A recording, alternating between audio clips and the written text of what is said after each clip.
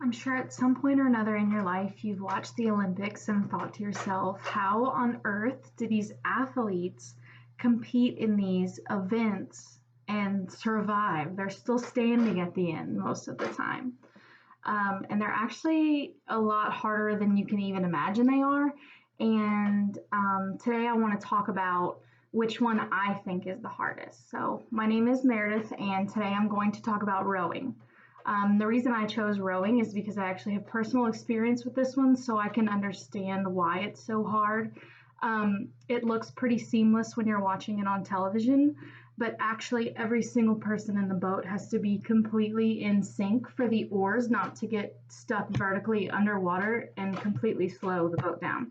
On top of that, you're sitting in a sliding seat and you use all of your leg muscles to slam that seat back every single time that your oars are horizontal underwater. So by the end of the race, your legs are usually jelly.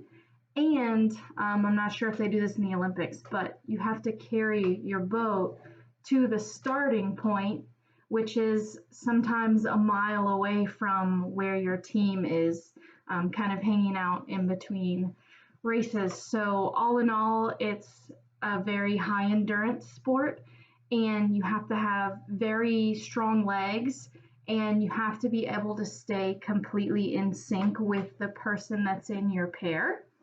And if you're in the front or the back of the boat, usually you might be the only two people rowing at some point because you don't want to tire out the entire team. So those are the two strongest people in the boat.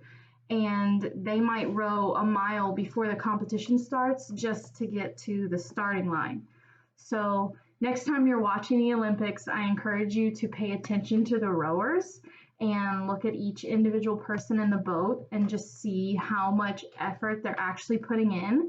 And usually by the time they get to the finish line, they're completely out of oxygen because their muscles are working so fast. So you can probably see them all kind of collapse on top of each other too.